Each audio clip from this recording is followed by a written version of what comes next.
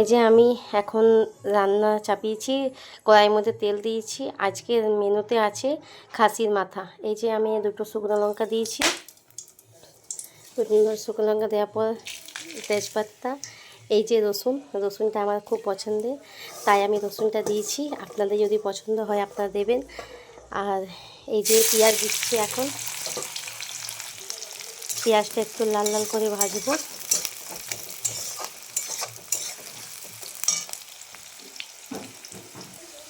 পেঁয়াজটা আমার লাল করে ভাজা হয়ে গেছে। এবার আমি এটার মধ্যে আদা বাটা, রসুন বাটা আর জিরা গোলকি বাটা দিয়ে দিচ্ছি।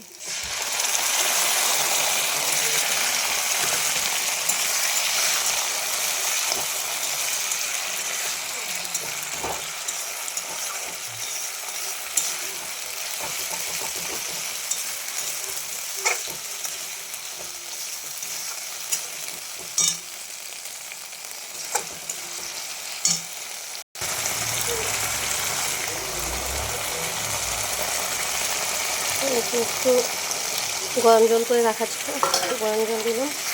খাসির মাংসতে একটু গরম জল দিয়ে বানালে বেশি ভালো হয়। মশলাটা ভাজা হয়ে গেলে তারপরে আমি এর মধ্যে একটু নুন, একটু হলুদ, যদি মশলাটা আমার হালকা ভাজা হয়েছে, এবার আমি একটু হলুদ দেব।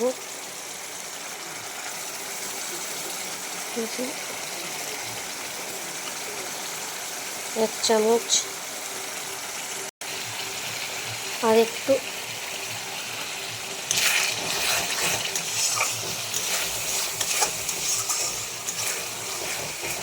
এর মধ্যে আমি এবার একটু লাল মশলা,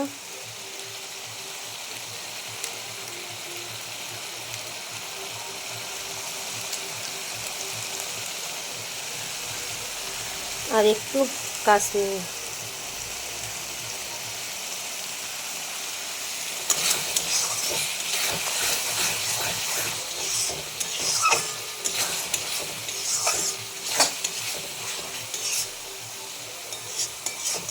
এটা একটু হালকা ভাজা হয়ে গেলে তার উপর মাংসগুলো দিয়ে দেব।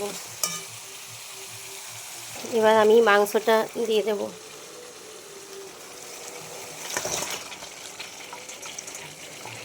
আপনারা কীরকমভাবে রান্না করেন আপনারা নিশ্চয়ই জানাবেন। আমি এইভাবেই করি, তাই আপনাদের এইভাবেই আমি দেখালাম।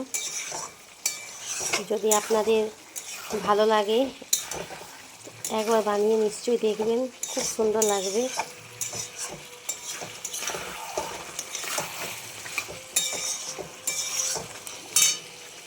যে আমি একটু এবার নুন দিয়ে দিচ্ছি।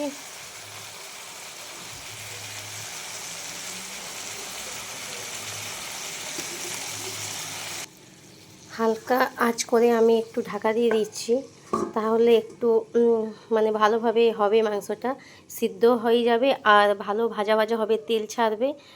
তাই আমি একটু 5 মিনিট আমি ঢাকা দিয়ে রাখবো। 5 মিনিট পর আপনাদের ঢাকা খুলে দেখাচ্ছি যে কীরকম হয়েছে।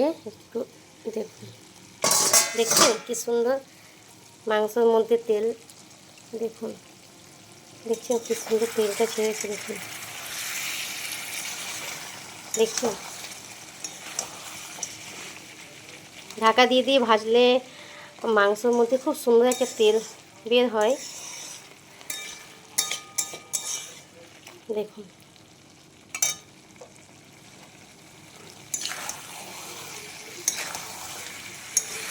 আপনারা আজকে কী কী বানিয়েছেন আমাকে নিশ্চয়ই কমেন্টে বলবেন।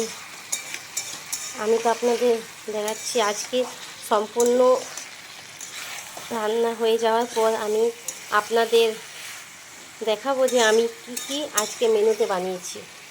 আপনারাও আমাকে দেখাবেন যে আপনারা কি মেনুতে বানিয়েছেন। এই খাসির মাথা আমার বাবার খুব পছন্দ। বাবার মানে পছন্দ, মানে খুবই পছন্দ। এখন আমার বাবা বাড়িতে নেই, বাবা একটু বাইরে গেছে। বাবা চলে আসবে, খাবার টাইমের মধ্যে বাবা চলে আসবে। বাবা দেখে খুব আনন্দ পাবে যে আজ আমি বানিয়েছি। অনেকে মাংসের মধ্যে বাটার, দই নানা রকম জিনিস দিয়ে বানায়। আমার মনে হয় যে আমার এই সিম্পলটাই বেশি ভালো লাগে। আপনাদের কেমন লাগে বলবেন, আমাকে জানাবেন নিশ্চয়ই। আমি একটু মাটন মশলা দিয়ে দিলাম। এই যে আমি এখন একটু জল দিয়েছি, সিদ্ধ হতে মিনিমাম 15 মিনিট লাগবে। আমি এবার মাংসটা কুকারে দিয়ে দিয়েছি, একটু গরম মশলা দিয়ে দিয়েছি। তারপরে আপনাদের দেখাবো যে মাংসটা আমার কেমন হয়েছে।